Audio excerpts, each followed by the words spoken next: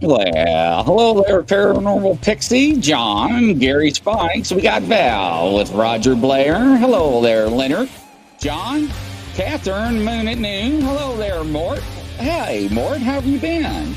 Sunny11, welcome, Sunny. How you doing there? Resnick, where have you been, Resnick? Nice to see you there, Denise. Well, don't forget, ladies and gentlemen, this edition is brought to you by, yes, you named it, Texas Beard Company. Thank you, Texas Beard Company, for partnering up with Bigfoot Outlaw. It's in stock, now shipping. Check out our shopping link in the comments in our YouTube description. Thank you for partnering up with us. So there, Blaine, Brandon, happy Memorial Day. How are y'all doing today? Good, bro. I think I'm all right. Good. I think I'm okay. Since I got my applause button working now, round of applause for everybody. Hello there, Cheyenne. Can't forget about Cheyenne. So welcome. Yes. So today, remember last week we was talking about fossils, right? Yeah. So, and I was like, reach out to Bill Howard and see if he'll come on our show. Well, guess who's backstage? Mr. Howard. He's gonna regret that. Hey, welcome, Squad Taller. Now let's go ahead and bring him on. Mr. Howard, come on down, sir. Welcome. Hey, everybody. Hey, Bill. Man. How you doing there? So introduce yourself and tell us some background information on you. Background information. Well, first of all, I think this is the second time I've been on one of your podcasts. Yes, sir. And evidently I'm the only one that's sucker enough to come on Memorial Day. Yeah. That's good. Yeah. I'm a photographer and a filmmaker out of North Carolina. And if you can see behind me, those two films, and there's one that's on this side that you can't see. A lot of my films have to do with like Bigfoot or Ghost, or I've got a docuseries where we interview alien abductees called Encounters. It came out before the Steven Spielberg Encounters came out on Netflix. And we're actually filming season 3 of it right now. Right on. And for hobbies, I collect autographed baseballs and I hunt fossils. Nice. Interesting. So, who signed your balls? Don't tell anybody. So like right now, the active collection I'm working on is the 500 home run hitters. With Nice. Very nice. Wow. The rarest being Mel Ott. Oh, wow. Nice. Wow. Okay. That's Yep, the impressive. guy from Alabama. And I've got 21 of the 500 home run hitters. So Very nice. it's going to be a little bit to get a Jimmy Fox or a Babe Ruth, but probably the next one I'll go after is Mickey Mantle. I used to have Mantle, but I don't any longer. I sold it a while back and kind of building that collection back up. God, nice. Wow. That's pretty interesting. Very interesting. So how are y'all doing? I'm doing good. Not too bad. Staying busy as always. So thank you. Yeah. And I greatly appreciate it. So I didn't know. I forgot about this being Memorial Day. And I reached out to Bill today. We're on. We're all good. I reached out to him earlier today. I was like, "Are you still coming on?" Well, look. My cousin's daughter got married Saturday in Charlotte, North Carolina, or just out in Concord, North Carolina. Yep. It was race weekend. You got the Coca-Cola NASCAR race. No. You got Indy 500 going on, and I think one of the drivers was supposed to fly down. So it's like, Correct. Man, we're having to work around this traffic, but we're going to luck out, I think. Wow. Oh, it was bad. I live in South Carolina, and I had a bunch of buddies going up to the race, and they were like, they didn't get home till 5 o'clock this morning. Yeah. So yeah. In my prior life, I used to be in automotive, and we would get tickets from Valvoline, for instance. This was back when Mark Martin was racing for Valvoline. Right. And it's a tough drive back when the race ends, especially if you have to work on Monday. Yeah. Right. Yeah, that's what's so nice here. It's like Talladega's like an hour from here. So I'd literally go up 231 to Talladega, drive straight back 231. Once I get past like Sylacauga, it's smooth sailing all the way home. Yeah. Watch your mouth.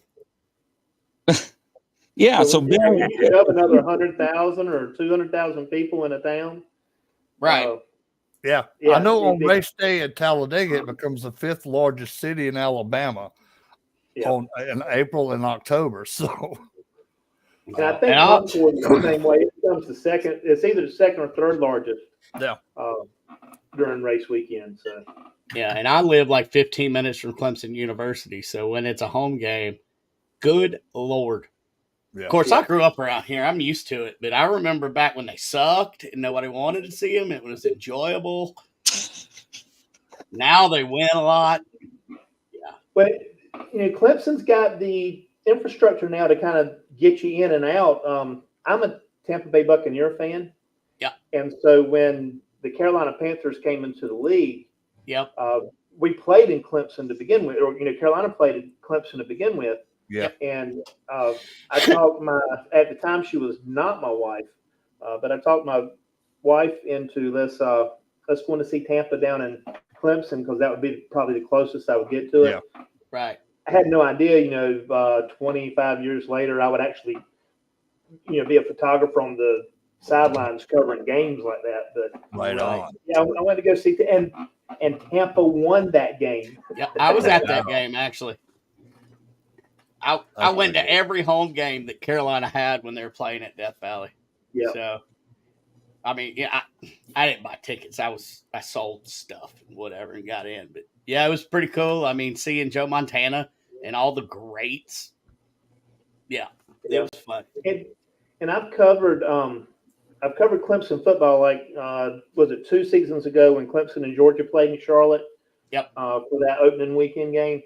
I covered that game. Of course, I cover them when they play like State or something like that. But as far as in Clemson, I've only covered Clemson basketball there. I haven't covered the football team there. Oh, I got you. Yeah. Yeah, it's it's fun though. So dinosaurs are fake, right? All of them? Dinosaurs are fake. The world is only 6,000 years old and it's flat. Yep. Oh, there we go. Well, thanks. Thank you, everybody, for watching. Have a good night. Well, you forgot this part. We're the center of the universe, too. You forgot that part.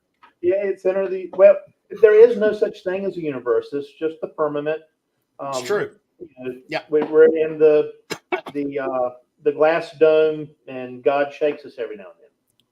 Yeah. So we're just a snow globe. Sweet. Yeah. In fact, that may be what killed the dinosaurs. We shook the snow globe, and a meteor fell out. And that's what did it. Right. So they died of shaken baby syndrome. I like that. Yeah. Well, join us next week where our guest will be Bill again. Of course, we're joking about this, and I'm a Christian, but I don't believe that the Earth is only 6,000 years old, and I understand that we are a ball and not a flat surface. So yeah. Yes.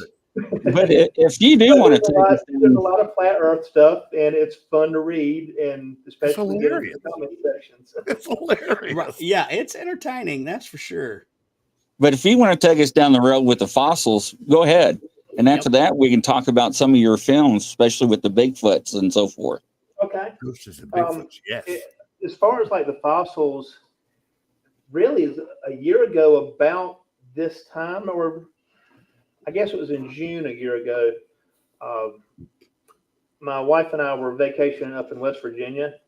And I mean, just like all little boys, right? We're always interested in dinosaurs and, thinking that we're going to dig up a huge, brontosaurus bone in our backyard, things like that when we were growing up. We're playing with little plastic toys and stuff.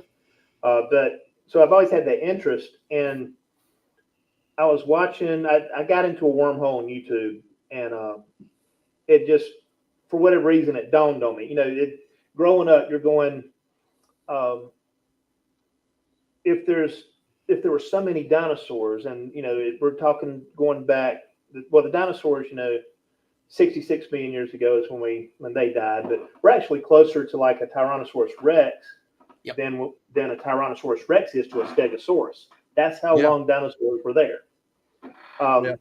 It seems like, fossils ought to be everywhere.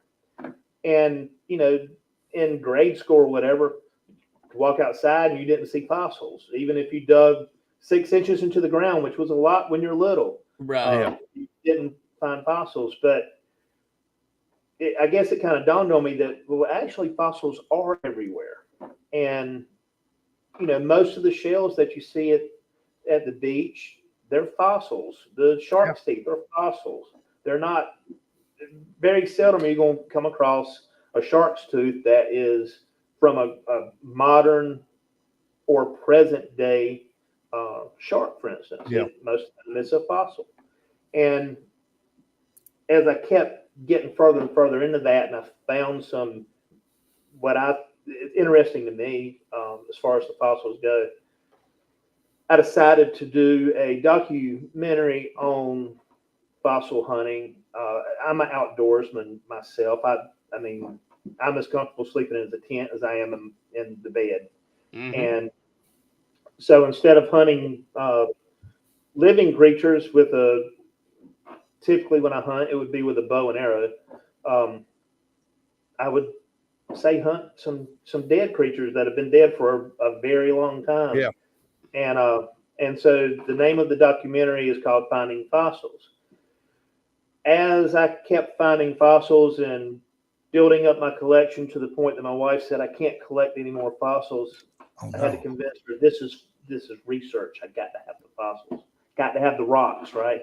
Right. And so I recently started a YouTube channel called Finding Fossils that allows me to put out, 5, 10, 15-minute videos where I do the hunting and then I do the revealing of what those fossils are. Right on. And it'll build up to the documentary when I get ready to release it as I keep filming. It's just the YouTube thing will be a little bit more fun and not as formal as the documentary would be. Yeah, gotcha. It's pretty interesting. But for here in North Carolina. Oh, he froze up. Oh no, I think the fossil got him. He got fossilized. Oh no, but that's. I like. I like this. Oh, hi, Grizz. Oh Lord. Hello there. Hello, Chris. It was like I saw Grizz move. I was like, "Where'd he go? There he is." What's going on? I'm looking for his Finding Fossils YouTube. While Virgil loves your beard. The powers that be decide to kick him off. That's interesting. I was going to ask him what type of fossils he's gotten. He must have a heck of a fossil collection. So that's what I want to see, if he could show us some fossils, just some. No, that's why they shut his feed off. It's the government. He's like, these people are telling some truths. We need to shut him down. Yep. Is it Bill Lynch Films? Yeah, we discouraged their flat Earth theory. So there he is.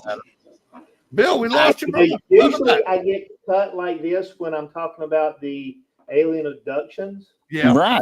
I know, right? I don't know what the CIA's got on me on this one. We'll have to figure this out.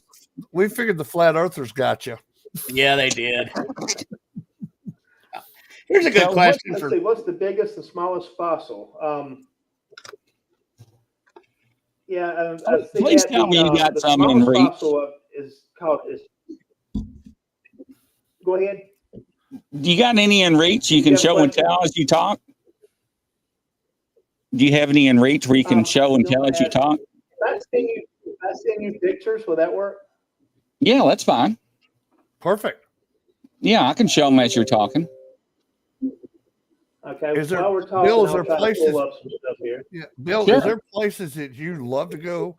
I used to watch that show on History Channel with the guys live out on the ranch, and they'll go out there and dig up fossils off their own land. I thought that was pretty cool. Man, I wish I could do something like that. And next time I travel a lot with my photography. Yeah. And I'm definitely going to search more when I get to go out west again. We were out west in Colorado a couple of weeks ago, and for that, I broke away for a day and went to I hope I'm pronouncing it right, the Forsyth Fossil Bed National Monument. Okay, and yes. Most of those are leaves and insects, but I found just a really cool wasp, for instance. Oh, interesting. And let's see if I can try to pull some of this stuff up while we talk. But they were more, when I say current, closer to our age, as far as the last 10, 15 million years. We don't have a lot of dinosaurs in North Carolina. We do have, there's been some hadrosaurs that have been found down toward the Fayetteville area, which is not far off I-95 toward the southeastern part of the state. We are known for our megalodons, lots of megalodon teeth. There's a small town in the east called Aurora, and they just had their fossil festival this last weekend. And the meg teeth, you can get some that as big as the palm of your hand here, and you're talking 5-6 inches. That's a big tooth. Yeah, and especially if you think about a shark clamping down on you. He's going to swallow you whole. He's not going to chew you up. He's going to swallow you whole. But to grab you, to pull you in, it's going to hurt for that one moment before death enters your body. Yeah. See if I can pull some of this. I may have to get a phone here to send it to you. But I've got some really small fossils as well, and I'm talking the size of, say, a baby aspirin. The largest fossil I currently have is I was in West Virginia during the winter, and I was searching some shale rock there, shale, shale, and this is in the mountains. This is in the Appalachians, and this particular area used to be under the ocean. And I found these little tracings or tracks, and while I was trying to investigate what they were, I came across the West Virginia Geological and Economic Survey, and they had the exact same tracks. And they said, if you find these, contact us. Our geologist wants to talk to you. And so I sent pictures to him, and he said, yeah, that's exactly what we're looking for. It's called pteridictines, and it's got these little padded like double slots, and that's kind of the picture I'm going to try to send you here, Grizz. Okay. But it was in an area that they didn't know that they were in, and this is kind of a good trace fossil, or not a trace fossil. It is a trace fossil. It's a good marker for the geological time period, and so they were going to redo their maps because of that, which was kind of neat. But I've got one. I pulled a slat that's probably 4 feet by 2 feet, and it's got dozens of these tracks on it. And these tracks were formed by what's called a brittle star, which is a starfish that has these real long, skinny legs that are much skinnier than what a pin would be, for instance. And as they would scurry across the bottom, they would use those legs to kind of walk, and that's what would create the tracks. I do have a couple of dinosaur fossils. I've got a hadrosaur and a vertebra from a triceratops, but I don't have those to show yet. They're actually being prepped and being sent in. So those will be kind of cool. Now, is it true that, because I read and I saw somewhere that most of the bones in museums are not actually bones, they're reproductions because they're radioactive? Yeah, they can be radioactive. Now,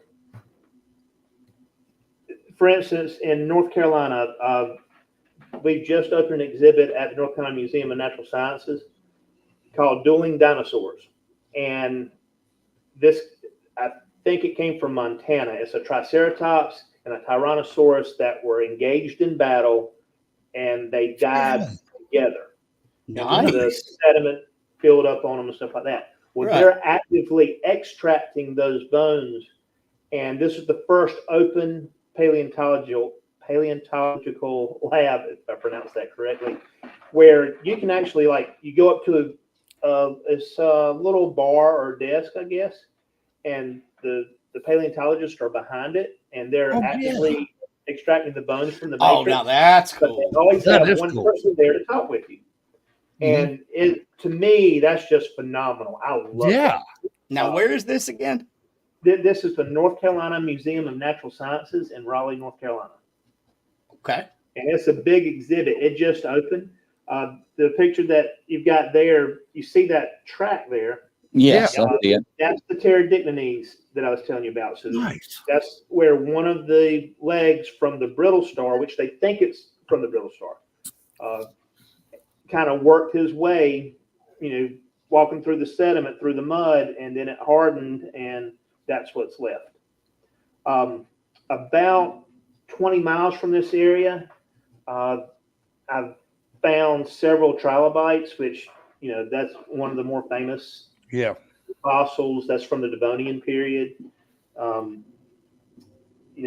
Basically think of them as a cross between a crab and a roach. Yeah, they live on the bottom of the ocean, and they have these little armor plates on them, and they would scurry about, and they leave a track very similar to what the pterodictines is. They leave a feeding track. So they have these little things in the front that scurry across the mud, and it leaves these doubled tracks like that as well, except it's much bigger than the tracks that, like I showed you there. What's interesting to me? Any questions while I try to find some more photos? No, this is what's interesting to me, that they'll leave tracks and they were underwater. You'd figure that the ocean movement stuff would erase a lot of that stuff. So it's something must have had to happen for them to be covered where at that spot at that time where it saved those tracks. That's pretty cool, though. Oh yeah, it is. And what it is, you have the mud and the sediment kind of forms over it. Now the place in Colorado I went at the Florissant Fossil Bed National Monument. What happened there? You had Lake Florissant, or however you pronounce it, wherever you put the accent. There's a huge inland lake in Colorado, and of course the land wasn't quite the way it looks now. But there was an active volcano. I think it said it was 18 miles from the lake that had a major eruption, and so you had all of this ash. Think of like Pompeii. Where you have the people that were just ashen, cemented type stuff. Well, this ash fell on top of the leaf debris from the trees. It fell on top of the insects, and it did it so quick it just buried it under it. And then mixed with the water, you've got a cement. And true. That cement is what the shale is. Yeah, it's like when you were in Colorado. I was just north of you one time. I got a buddy that lives in Cheyenne, and we were going across his property. Dude, I probably found about 40 to 50 just shell fossils just sitting there laying on the ground. And and again, that's the thing that kind of amazed me is you sit there and go,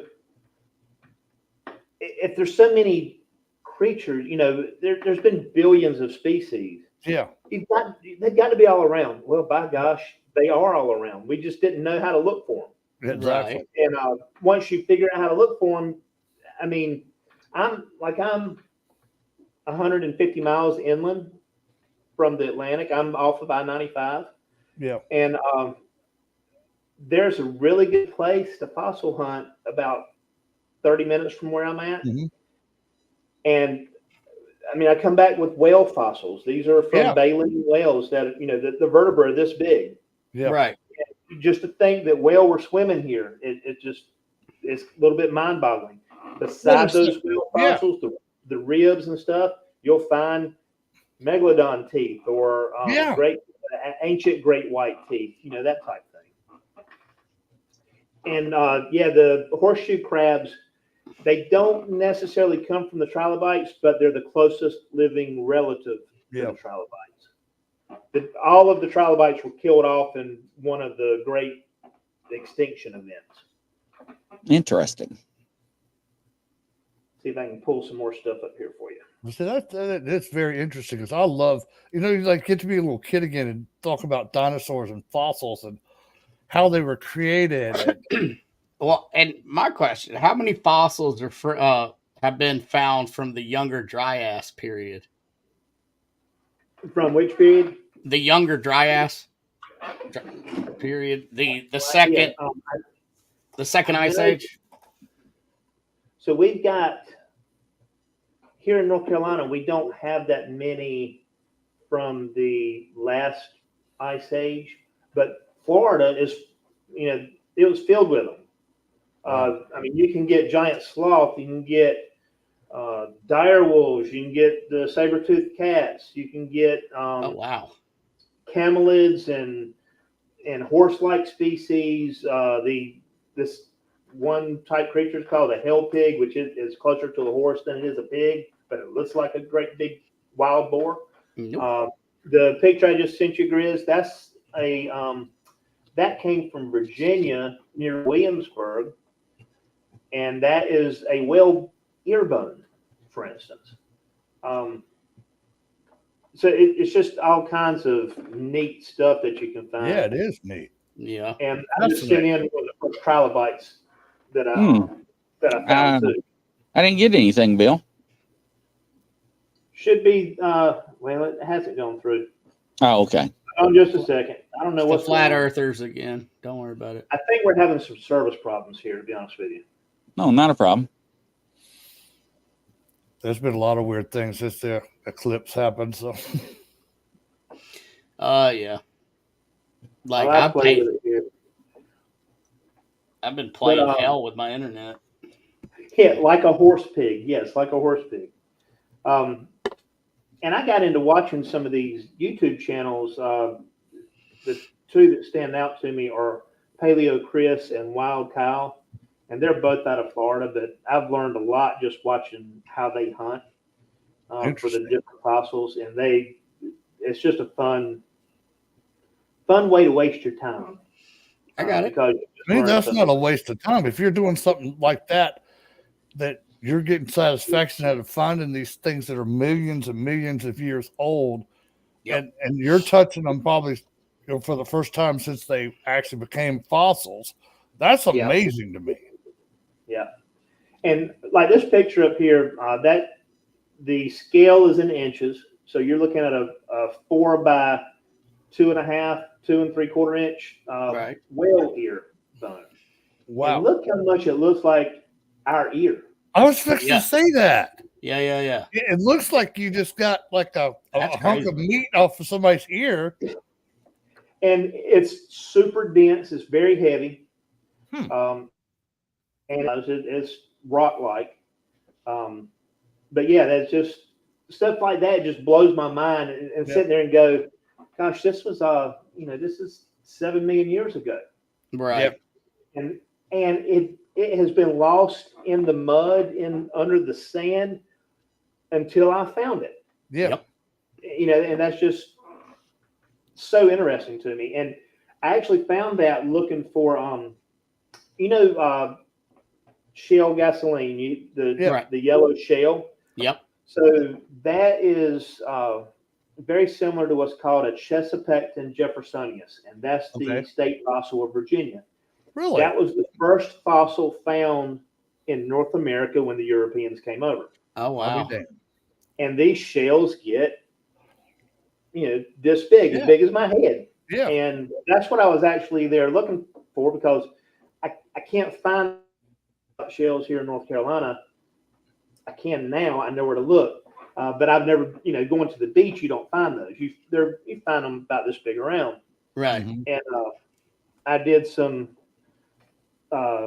internet sleuth work and found a spot where I could go. So just a small creek outside of Williamsburg, and that's where I found a lot of whale bones. I got several vertebra, several rib bones, And I mean, this ear bone isn't worth maybe $15-$20, but to me, it was the first one I found. So it just blows my mind.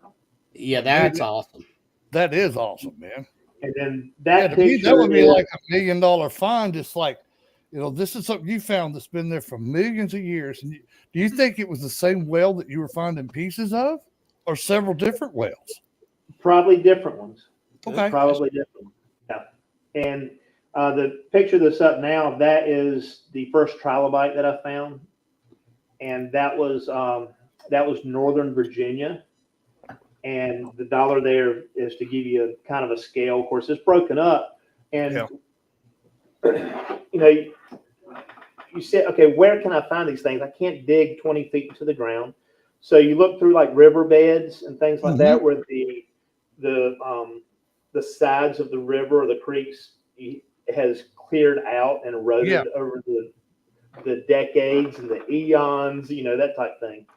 Okay. And so that allows you to find this stuff. Well, the trilobite there, I found it at a road cut. So we're in the mountains of Virginia, and they have to cut the roads for the interstates and the parkways and stuff like that. Right. And you just look through those rocks, and that's where I found the trilobite. And I found that one, and then I found another rock that's maybe about as big as the shape I'm making there, and it has several that's embedded in it. I just haven't had time to clean it up and extract it yet.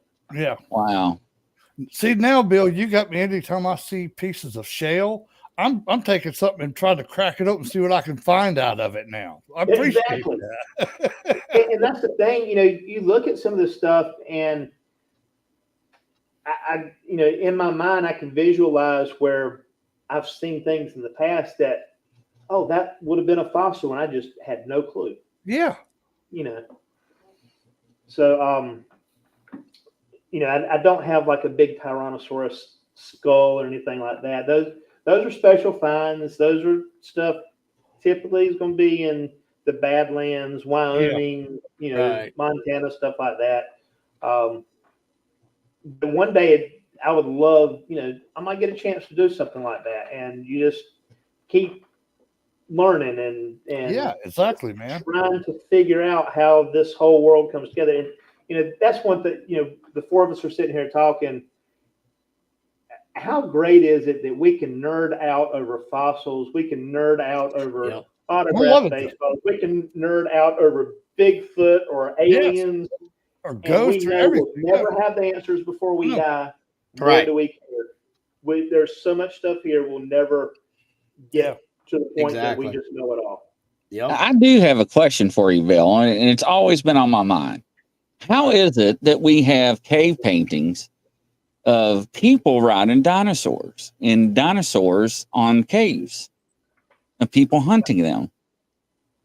So before I got into fossils, I want to say this was 2021.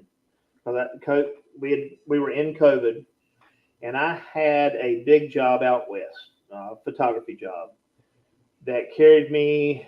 I took kind of the southern route. I went through like Interstate 40 all the way to like LA and Anaheim, and then I had to take the northern route back.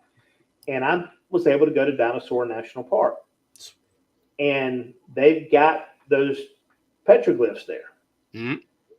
And you see that. I mean, you see stuff like that, but you also see the alien-looking big teardrop head, and you see the UFO-looking flying saucer type paintings and stuff as well. Man, Grizzly, I'll never be able to answer that question for you. We will never have that knowledge. No, and but funny about that. It doesn't just blow your mind. It blows my mind. Because we were taking, like last week, we had pictures of like pottery and bowls that had them riding triceratops, and it's like, and we knew that from historical stuff is they only drew stuff that they could see. Mm-hmm. So like, were there a few maybe leftover dinosaurs that we didn't know about, or that's and then you're getting into the cryptids a bit as well. Yeah. Yeah. I mean, we have the stories of, and we look at it as fanciful stories now, but you had some of the knights for King Arthur that fought dragons. Well, Yeah. I mean, let's face it, dragons are basically dinosaurs, right? Except Right. they don't necessarily fly. Well, that's like the word dinosaur wasn't invented till the 1800s. So even in Yeah. the Bible, people are like, why didn't they talk about dinosaurs in the Bible? Well, they did, but they called them dragons because that was the word. Yeah. And there's lots of, again, that's a rabbit hole you can go down where the Bible discusses dinosaurs, the Bible discusses giants, the Bible, and again, I don't know that that's stuff that I would ever be able to explain.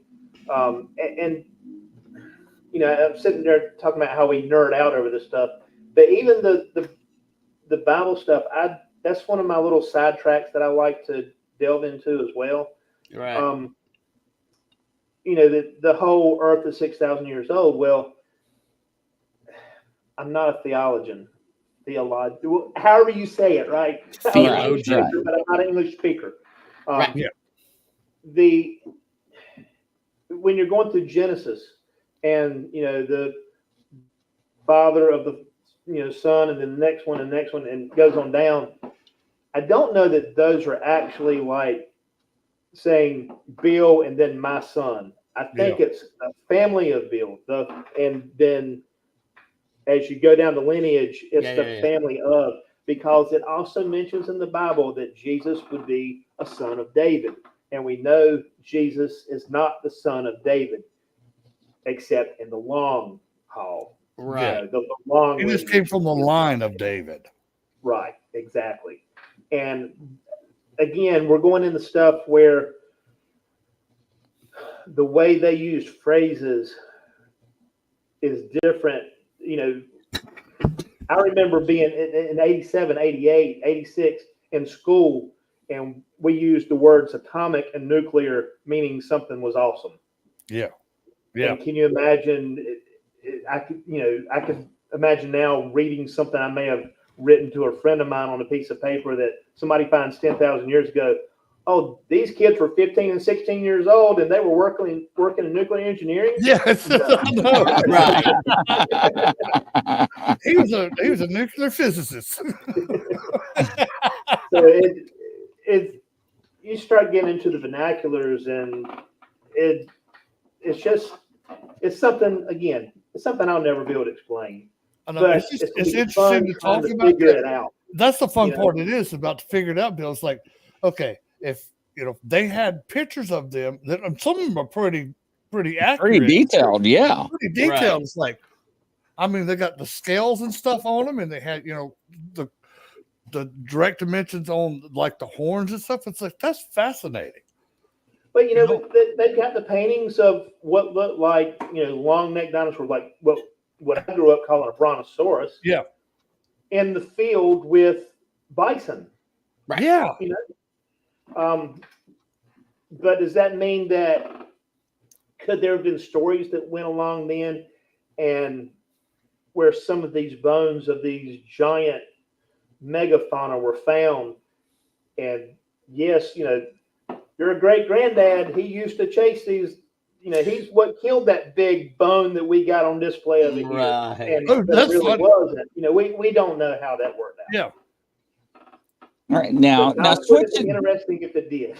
Yeah. Right. Now switching gears, let's talk about your Bigfoot films and your filmmaking. So what got you involved in that? So I got into filmmaking as a offshoot of my photography. And the first film I did was a short film called The Tramping Ground. We have the Devil's Tramping Ground here in North Carolina. Mm-hmm. And it was loosely based on that. And from there, I told you I'm an outdoorsman.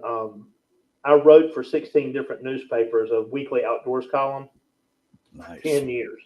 Nice. And so I knew how to write. I went to college to be a writer. And I decided to try to write my own script. And I wanted something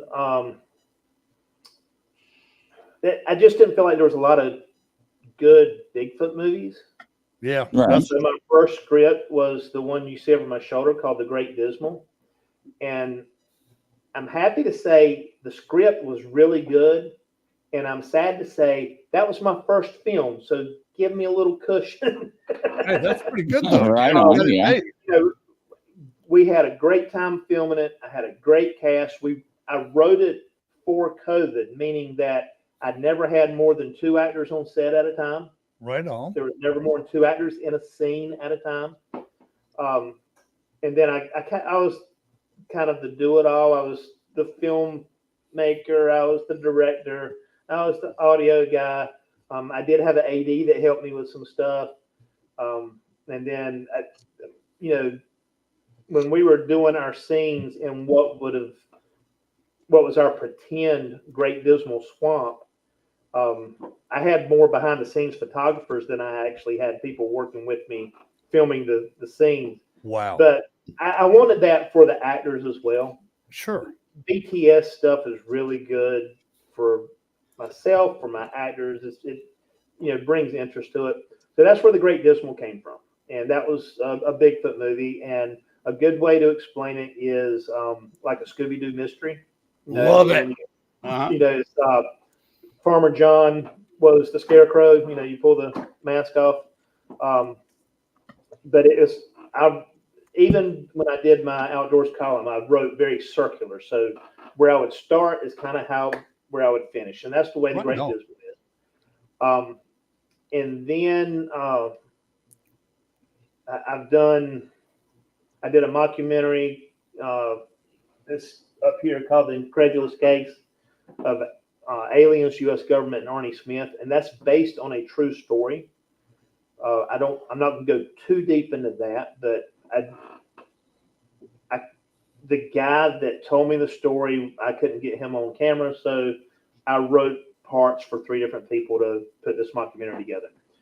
And then I did a mockumentary on Something Walks in the Woods, which is based on a viral, like a TikTok style video where somebody sees this figure walking across the woods from their house every day. And I just built the mythos for that. And I'm actually filming the sequel to that. Nice. I've got about 20 minutes of it shot and filmed and edited so far. Awesome. And then off of The Incredulous Case, I had people contact me because they thought it was real. And they were telling me their experiences. So I said, based on that, the government came out and said there were UFOs. That they explained that they were otherworldly and they could not be explained. Mm-hmm. Of course, they named it UAPs at that point and that type of stuff. Right. So, what if these people that have been abducted and have had these closer encounters, what if they're not all crazy? What if it's not they're not made up stories? No, they're not. So there's a lot of them. Let's interview it. Let's interview them and go into it not as a skeptic, but just let them tell their story. Yeah, exactly. And in the process, I've found a lot of the stories have commonalities in it. Yeah. The purpose behind it was, again, to let them tell their story and let others know that they aren't crazy if they've experienced something similar. And we've had like a coming out party. We've had several people on our other show that we've had talked to that have been abducted and told their stories. Yeah. And I know that's how I met Grizz was through, shooting the encounter stuff. Right on. One of the people in the group that was following me, I think, is the one that put us together. And we got several, I think like Lala Bright was. Lala's a good friend of ours. Yeah, Lala's been abducted so many times it's not even funny. Exactly. That's funny. That's what I was about to mention Lala, and you said her before I did. So yeah, and the stories are the stories are out there, but isn't that what you would expect? And I've mentioned this in several interviews. Which is scarier? The fact that somebody has been abducted by an alien, had that type of encounter, or the fact that somebody believes they were abducted by an alien? Well, just neither one of them makes me feel good. No, I don't like either one of them. Yeah. See, mathematically to me though, there's no way that we're the only life force in this whole universe. It's just mathematically impossible for one. And I've never been abducted, but I've been visited several times. Yeah. And see, now, stretch out here a little bit. Get comfortable. I was warned as I got into this that it's going to get deeper and deeper and harder on me. And I mean, you see lights in the night sky, right? It's a common thing, especially now. Yeah. And I mean, you can't go to a UFO group a week without somebody saying, I saw 15 of them in a line, but it's Starlink. Yeah. Right. Yeah. There are things that can be explained. But I've got actual footage that I've taken with the camera that I'm looking into right now of stuff that I can't explain. Well, I tell you this, dude, the night that they had the Aurora Borealis that came south, dude, we were outside and I know where my stars are. Pretty much I know what planets are out there. We were getting stuff that was going in, going out, going in, and it'd do it on command. And I'd be like, could you move to my left? And it would move over to my left, or it would go north or it goes south on command. And that ain't a star and that ain't an airplane. And this is the funny part about it, dude. There were my buddy Matt, he's an Army helicopter guy. And he has a tracking thing. He can tell you how many helicopters are up in the sky that are putting off IFR. We counted a total of 24 at one time. That what they were doing, dude, is they were circling, doing the figure eight. And any military person knows that is a search and rescue technique, or it's looking for something. Yeah. Thank you for the super sticker. One of the people I interviewed for Encounters, he was in episode 3 of the first season. Les Durant, he calls him in regularly, and he lives at the Tennessee, North Carolina, Georgia border. I think we might have had Les on a show. Yeah, I think Les has talked with, I don't know if he's talked with Grizz at one point or not. He's been on several podcasts. And I think he was on mine and Luciana's show that I do after the show. And super nice guy. Yeah, he is. But yeah, he can call him in, and he's got his FlightAware pulled up. So if he sees one, he'll look and make sure it's not an airplane that's on FlightAware. Right. Several weeks ago, 3 or 4 weeks ago, we had a partial moon. Yeah. And I was working here at the office, and I was working late that night. I got off about 8, got to the house about 8:15, carried my camera gear inside the house, came back out to get some more stuff out of the Jeep, and I just look up at the sky now all the time. Me too. And I saw this little green light flying. So if we got the moon here, the green light was kind of going like this. Yeah. And I knew it wasn't the ISS. I know it. The ISS is bright white. Yeah. It's not going to be a green tint. And I think every now and then, I think the ISS every now and then will show off a red light and sometimes a green light as well. Because you look at it with the naked eye, it looks like 3 different objects. Yeah. I saw the ISS when I was in Colorado looking for the Aurora. And as soon as I saw it, I said, that's the ISS. And I pulled up the ISS locator on my phone. And yep, that was it. Yeah. But I saw the green light. Well, I stood out there and I watched it as it faded off. And I ended up watching 5 more of these. Going at different angles. And it seemed very odd just to see these. It was very interesting. What was funny about those? Faster than a plane. They were smaller than what I would see a plane fly over the house. What was funny for us, we had a friend of ours that called us from Florida over there in the Panhandle, and we're in South Carolina at the time, and we're watching exactly the same thing they're doing. they're telling us what it's doing. We're telling them what it's doing. It's like it was so connected. They're like somebody 500 miles away from us, we were seeing the same exact thing, you know? Exactly, Right. and that's what I'm getting to. The next, I told my wife about it. Well, the next day, the North Carolina UFO group that I'm in, because I'm in all these UFO groups now. Yeah. Somebody mentioned, did anybody see the green lights by the moon? Yes. And I responded. I said, yeah, I saw them. It was about 8:38 when I saw the first one, and it lasted for about 20 minutes. I saw 6 of them total. And she said that was the same time frame, except she's 150 miles from me. Right. Wow. That means it won a plane. Okay, you saw this in Colorado while we saw it in South Carolina. What is that?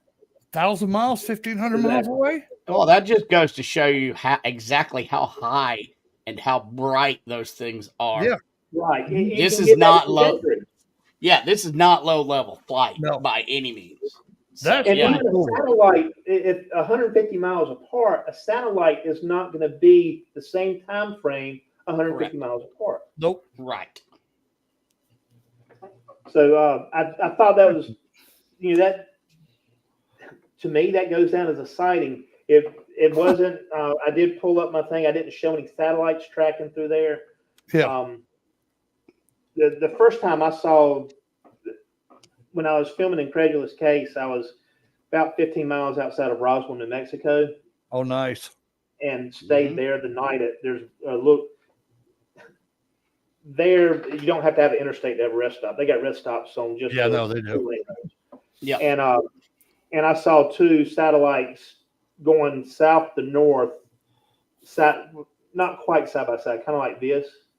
And they trailed off. I looked it up, and in the film, I left it as a UFO, but it told me it was it's called Tandem X, and it's 2 satellites that fly side by side, and it's the way they send signals and stuff like that. So I was able to identify that, but I thought it would be cool for the film, and I filmed it, Yeah, Ron. as I saw them fly by. But that's the thing. A lot of the stuff you can't identify. Yeah. Because the green light stuff, it did not show up on anything that I have that can track. Could it be a spy satellite? Sure. But that was a bunch of them, and it's only that one night that I've seen them. And again, I don't typically see green. No. Right. It was green like what we see on the bottom of our channel here. Interesting. With the names that are popping up. Everybody out there, if you're enjoying the content, hit us with those super stickers like just happened a second ago, or those super chats that help us keep this content going. There, I had to pay bills. Sorry. Yeah. Now, Bill, this is fascinating, dude. Everything we've talked about tonight, it's just been, like you said, we got to nerd out about it. And I love getting to nerd out about a lot of stuff. And this is like, you're talking about language of fossils and Bigfoot and aliens and stuff like that. And I'd love to be able to. Are your documentaries and movies and stuff, are they online where people can watch them? Yeah, the Great Dismal is on. Well, Great Dismal, Something Walks in the Woods, and Encounters, the complete interviews. All 3 of those are on Tubi. Really? Yeah, they're on Amazon Prime. Nice. They're on Balsam. Something Walks in the Woods is on a ton of streamers.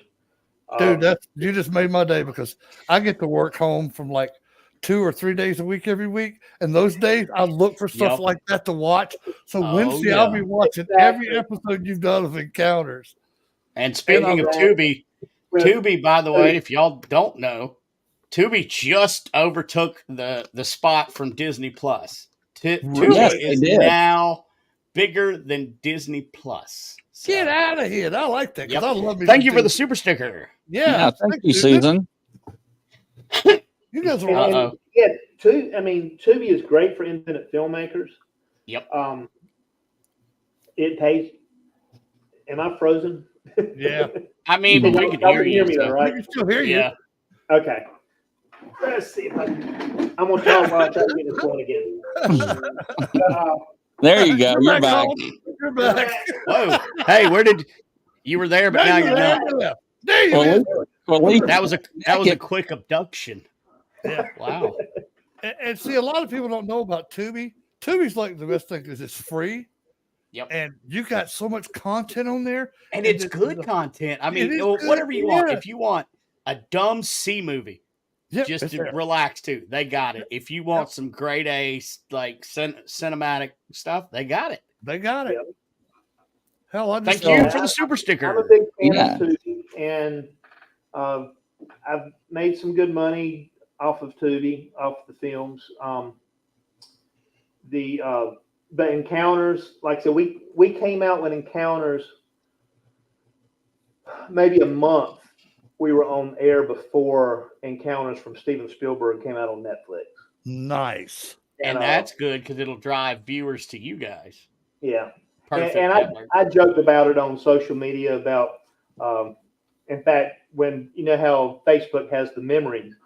Yeah. I pulled up the memories and said, see, I told you, mine was a year before Amblin Entertainment even mentioned Encounters. See, dude, that's awesome, man. Right. Yeah, and it's great that you get your content out there. Two seasons are out there. Okay.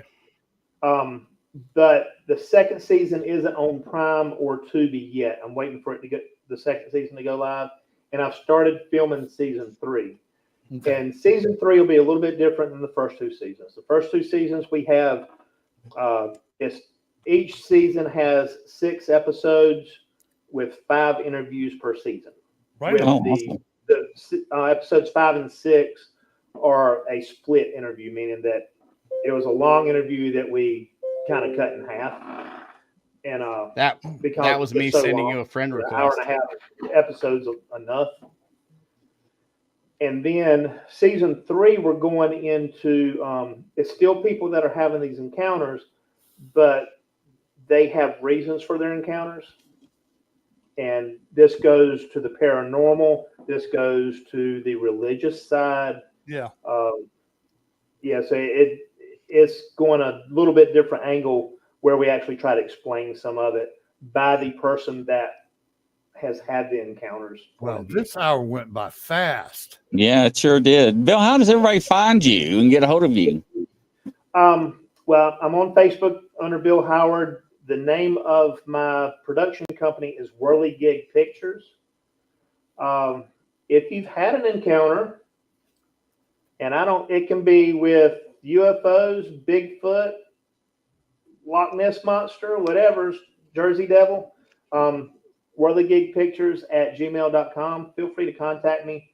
Again, I don't go into these interviews as a skeptic. I'm more of the George Norrie Coast to Coast AM style interview.